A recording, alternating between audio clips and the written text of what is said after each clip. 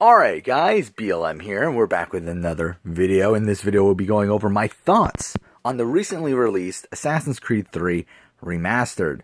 Originally I was going to do a full-blown review of this game, but I do plan on doing a video where I rank all of the main series Assassin's Creed games, so I thought it would just be kind of repetitive to talk about AC3 in general twice. So this video will more so focus on the actual remaster itself than the base game. Now this remaster includes both AC3 and Liberation, and while I will talk about Liberation a little bit at the end, this video will mostly focus on AC3. So with AC3, let's first talk about the graphics, which while in the open world, they look pretty good. The world is pretty colorful, a lot more so than the original game, which had a pretty dull color palette. This makes the cities feel more alive and more vibrant than in the original game, but it doesn't fix everything. There's still some pretty big problems with the game's level design, which makes you spend most of your time in the streets instead of free running or going on the roofs. However, the graphics on the character models here are pretty bad. The faces in this game are so strange. They're made to look more plasticky. Now, I think a lot of the problems here come from the new lighting system.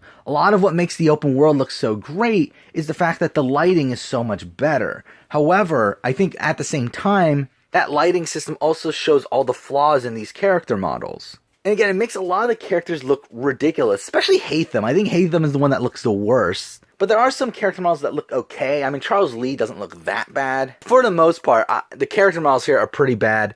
But for me, it's not a deal breaker, but I know for a lot of other people it could be. Now, from a gameplay perspective, there are some minor improvements here. They added in low-profile double assassinations, and the ability to whistle from more hiding spots, which really helps out the stealth of the game. Lockpicking now only takes one button press instead of mashing on the button, and also you can free aim your gun, so that's cool, I guess. There are also some minor changes to the missions throughout the game as well. For example, when you're looking for Miko in the Opera House in the first mission, when the game tells you to use Eagle Vision for the first time, it automatically locks onto him in this remaster. However, in the original version, you would have to actually search for him, which sometimes glitched out. Another example is during the ship missions at the end of Sequence 1, where originally at the end of each day, Haytham would have to return to his room. However, they removed that, making this a more streamlined experience. Another example would be the fight against Louis Mills, where before there was a glitch where you could counter kill him with one attack. Yet in this remaster they fixed that to where now you have to actually do the full boss battle.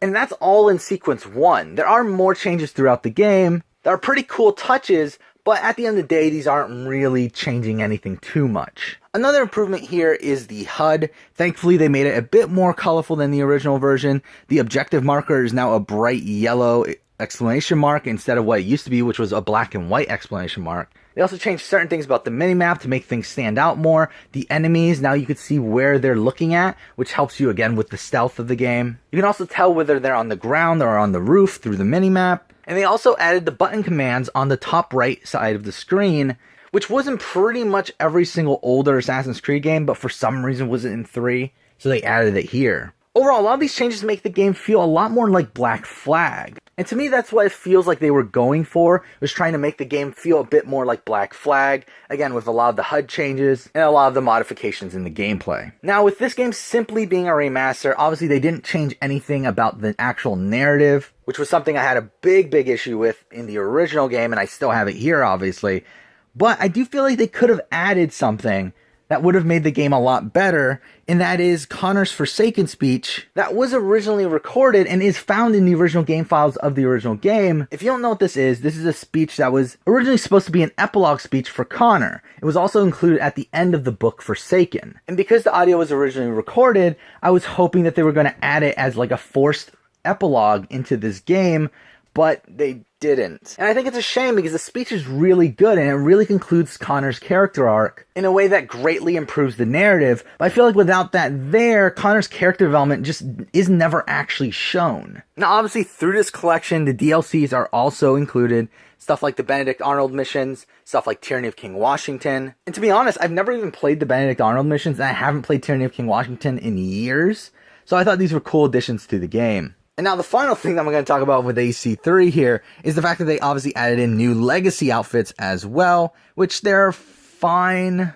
I mean, to be honest, I never really cared about legacy outfits, but they're cool to have. So now for Liberation, which I'm not really going to talk about too much. Again, I haven't played much of Liberation as of right now, as of the time of this recording. This is kind of meant to be kind of more of like a first impression sort of thing.